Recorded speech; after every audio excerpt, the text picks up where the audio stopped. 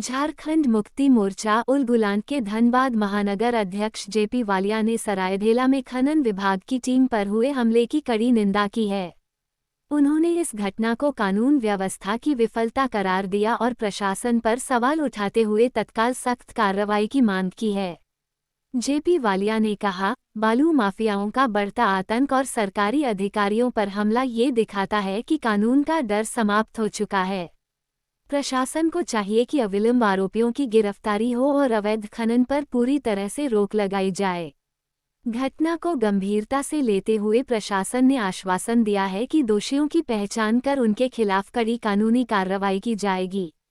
साथ ही धनबाद जिले में अवैध खनन के खिलाफ अभियान को तेज किया जाएगा ताकि ऐसी घटनाओं की पुनरावृत्ति न हो। गौरतलब है कि बुधवार को खनन विभाग की टीम ने सशस्त्र बलों के साथ बालू से लदे अवैध वाहनों को जब्त किया था। इस दौरान सरायढेला थाना क्षेत्र में बालू माफियाओं ने टीम पर हमला कर सरकारी वाहन के शीशे तोड़ दिए और उपकरणों को क्षतिग्रस्त कर दिया। जेपी वालिया के इस बयान के बाद अब प्रशासन पर अवैध खनन के खिलाफ सख्त कदम उठाने का दबाव बढ़ गया है। की जो कमजोरी है उसकी वजह से आज ये सारी घटनाएं हो रही हैं। देखिए, हम लोग माफिया माफिया कहते हैं, माफिया माफिया माफिया, तो माफिया का जो संस्कृति है वो आज देखिए सामने आ रहा है। ठीक है, माफिया हम लोग सोचते थे माफिया माफिया सिर्फ काम कर रहा है, माफिया लेकिन काम कर रहा है, वो अपने स्तर में काम कर रहा है। अगर उसके बीच में जाइएगा तो आप पर हमला कर देगा। वो सबसे बड़ी बात और सबसे खतरनाक बात यह है कि आज अगर कोई अधिकारी अगर कोई पहल कर रहा है तो उस पर हमला हो जा रहा है। हमला कर देने का मतलब क्या हुआ कि अधिकारी को डराने का काम किया जा रहा है। ये अधिकारी को डराया जा रहा है, अधिकारी को ये बताया जा रहा है कि तुम अगर मेरे काम में आओगे तो मैं ये कर सकता हूँ। तो इसीलिए जो है कि ये सारा मामला जो है बालू माफियाओं से जुड़ा हुआ है। तो बालू माफियाओं के हौसले तो बहुत बुलंद हो गए क्योंकि कार्रवाई नहीं हो रही है, इसलिए बुलंद हो गए हैं। और इस तरह की कार्रवाइयाँ जो हैं वो जिला प्रशासन को डराने के लिए हैं कि हम लोग आपसे ज़्यादा ताकतवर हैं, हम लोग आपसे ज़्यादा पावरफुल हैं। तो इस तरह की कार्रवाइयाँ जो हैं बहुत निंदनीय हैं। और माफियाओं पर कार्रवाई अगर अविलंब नहीं अगर प्रशासन करता है, उनको नहीं अगर उन पर कार्रवाई होती है तो इनके हौसले बुलंद हो जाएंगे और आसमान पर चढ़ जाएंगे। इसका एक कारण मैं और बता देना चाहूँगा। बालू की कीमत और बजरा घाट से जो बालू उठ रहा है, वो बजरा घाट से जो बालू उठ रहा है उसमें एक सिंडिकेट अलग काम कर रहा है। शहर के अंदर एक सिंडिकेट अलग काम कर रहा है। वहाँ से 1000 रुपये गाड़ी अगर बालू आ रहा है तो यहाँ आपको आते आते जो है उसकी कीमत जो है हाईवे की कीमत 30,000 हो जा रही है।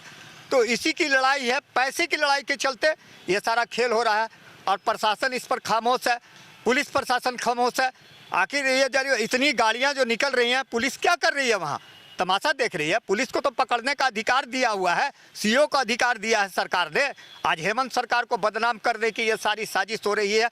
हेमंत सरकार को बदनाम किया जा रहा है, हेमंत सरकार को टारगेट में लिया जा रहा है। अपोजिशन जो लोग हैं वो इस तरह का काम कर रहे हैं। जिन लोगों ने इन पर हमला किया उसकी जाँच होनी चाहिए कि वो कौन लोग हैं, क्यों हमला हुआ। हेमंत सरकार की बात कर रहे हैं, लग रहा है कि हेमंत सरकार का राज नहीं, पुलिस में भ्रष्टाचारी है और अधिकारियों पर हमला हो रहा है। पिछले दिनों गोविंदपुर सीओ पर हमला हुआ, आज जो है खंड विभाग के पदाधिकारी पर हमला हुआ। जी देखिए, मान रहा हूँ ये हेमंत सरकार, मैंने अभी क्या कहा, हेमंत सरकार है। हेमंत सरकार के अगर संज्ञान में आएगा तो उस पर कार्रवाई होगी।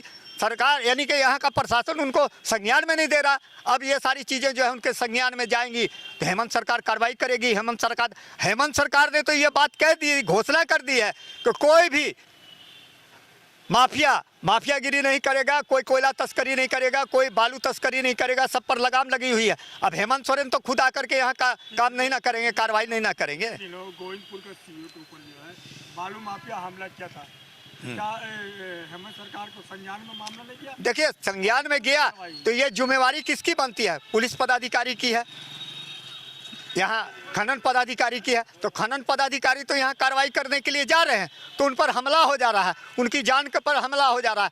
तो क्या करेंगे? वो तो अपनी ओर से कार्रवाई कर ही रहे हैं।